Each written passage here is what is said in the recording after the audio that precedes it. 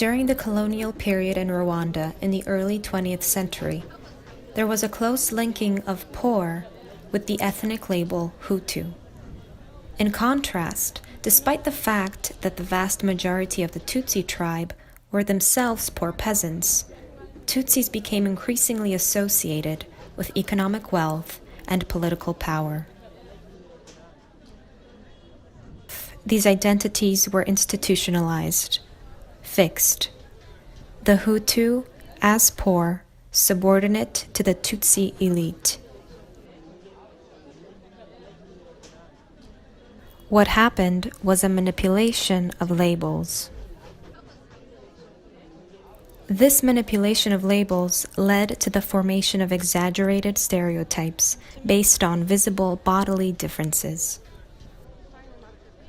From then on, they were used in socio-political agendas, leading to a series of hatred and violence.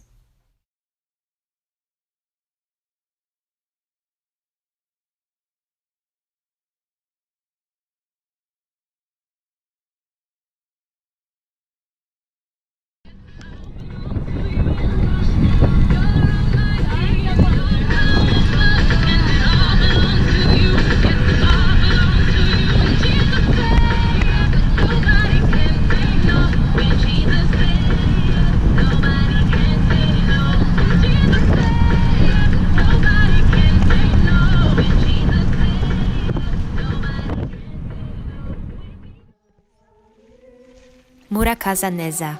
Welcome to Kibeho, a small village in the southern province of Rwanda. It's known as a place of sadness, darkness, and rain. According to the local inhabitants, this is why Mary, as Our Lady of Sorrows, chose to appear there. I didn't know about these apparitions until I arrived in January of 2017. Coincidentally, or maybe not, Kibeho is where the Educational Institute for the Blind is located. I went to Rwanda to teach English at this institute.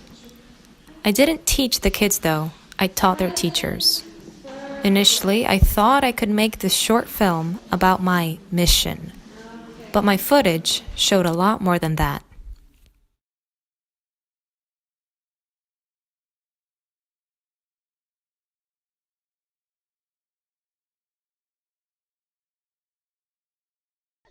What's your name? My name is Jesus of Fabrice. Wow. And you? No. What's your name? My name is... The school is run by the Franciscan Sisters, Servants of the Cross, an order specifically devoted to work with the blind. In the Rwandan culture, blindness has been associated with being accursed. Because of this, blind kids are often unwanted by their families. They seldom have opportunities to be proven useful to their communities, let alone go to school or learn how to be independent. Today, this mentality is slowly changing thanks to schools like this one. The kids at this particular institute come from all over Rwanda, some even from the Congo and Burundi.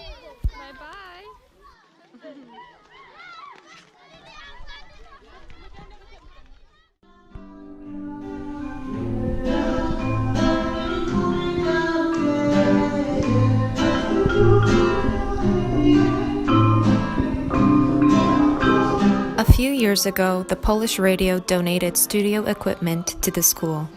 It's not used often because no one really knows how to operate it. This room mainly serves as creative space. Regis, Levi, Emmanuel, and Bruno are known in their school as the Star Boys Band. They like to sing pop songs, Rwandan traditional melodies, and sometimes fuse the two together. Music for them is a form of expression. They can sit in this room for hours.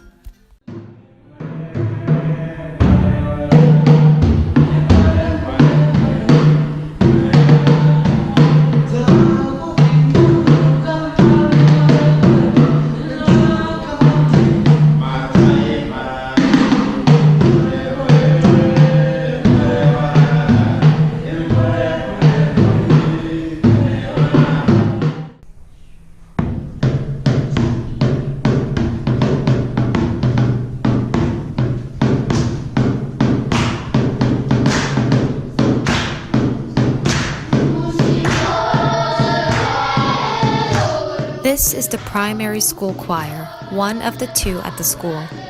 Their repertoire consists mainly of religious songs. This is because during the week and on Sundays, the school is asked to lead the congregation in song. They serve their local community with their talents.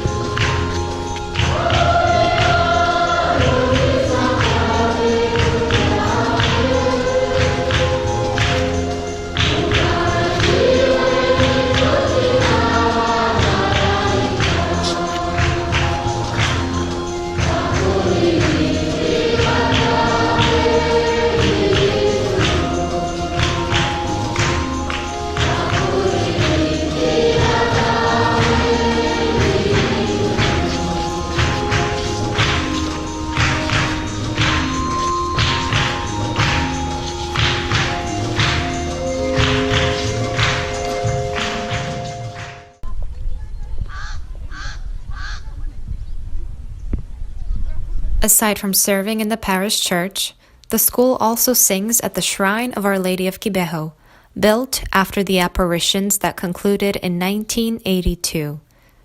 This Sunday was special because the Gospel spoke of Jesus healing the blind.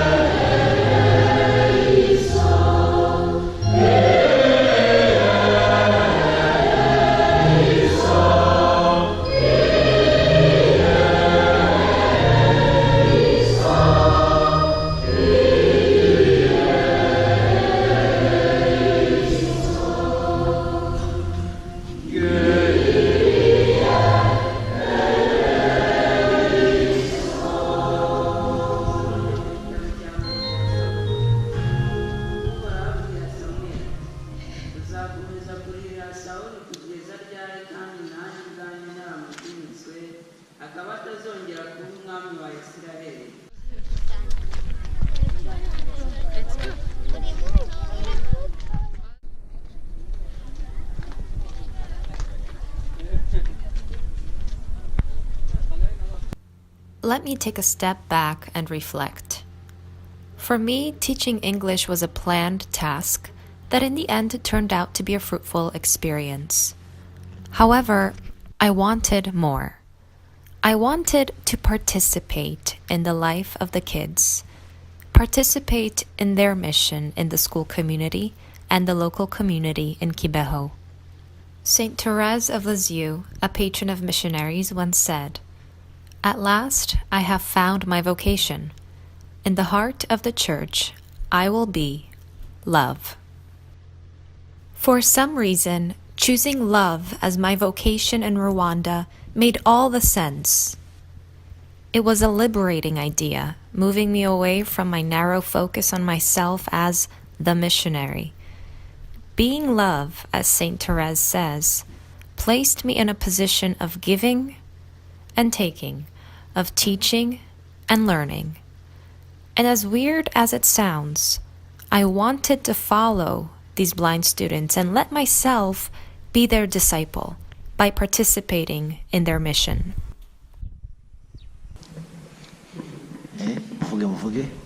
turi muri studios of Voice of Children, turi kumwe na producer Dominika. Dominika, how are you? Turi kumwe n'abaririmbyi nabo Miro ni mu producer muri Voice of Children, turi kumwe na And we're back with the Star Boys Band. For fun, they enjoy to improvise their own radio station, which they call the Voice of Children. Since their native language is Kinyarwandan, most of the time I'm not sure what they are talking about. But one thing I know is that their range of topics is never exhausted, as one day we spent a good hour in the studio just putting on a fake show. This time, Regis was the host, Levi and Innocent were the guests, and since I operated the system, they made me their producer. I was embarrassed at how uncreative my responses were compared to theirs. About your product, how you record some songs. Welcome in our studio. Yes, thank you. I'm very happy to be here with very talented. Yes, so this one goes here. So this one goes here. The second one, Regis was the only student at the blind school who knew how to play the guitar. Well, he knows how to play about 6 chords. When we met, he asked me if I could help him improve. I said yes. I wanted him to grow in his talent, and so I did what I could, even though I myself didn't know how to play the guitar. yes. If you want to cheat, you can just do this, and this. Is this easier? This one. In the process, he taught me how to sing songs in Kinyarwanda, and in return, he asked me to teach him Christian praise and worship songs in English. I showed him Lord I Need You by Matt Mayer, to which he memorized the lyrics and chords in 3 days.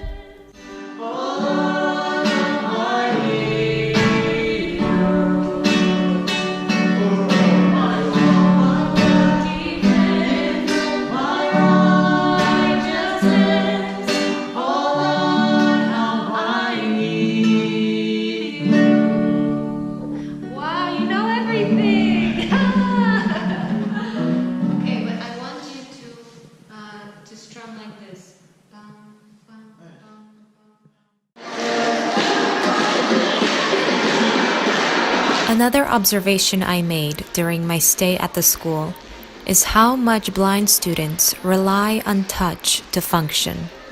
They walk in pairs, they hold hands. The other serves as an extension of the person's control of the space they're in. At one point, I asked the sisters if I could take over the physical education mods and teach the kids some couple dancing. I myself love going to Zumba, so I mainly used Latin music to teach them basic steps. It allowed them to be creative with the concept of the other's support and touch.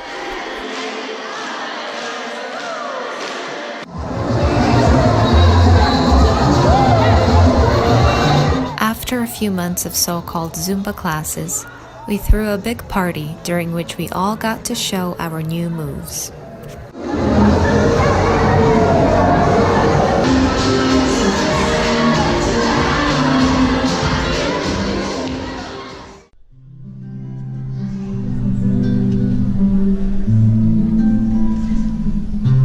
After reflecting on my participation in their daily lives, here's what I can conclude with.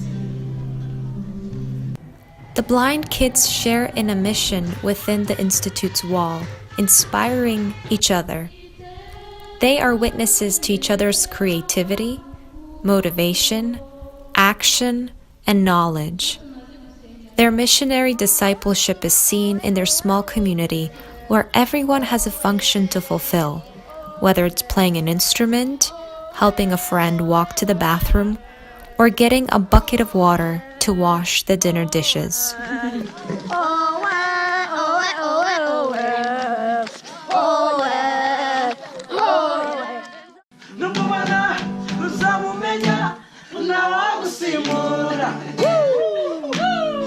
Outside of the Institute's walls, I realized that they serve their community in a way I never could, mainly by their unique participation in the liturgy. They affirm their dignity as blind students by sharing common charisms like reading, altar serving, and singing, but most uniquely, sharing the charism of their disability, blindness. The identity I captured in the context of their missionary service for each other and their community is not about differences in appearance. I captured creative, active, curious, eager to learn, talented, opinionated, funny, loving, real people.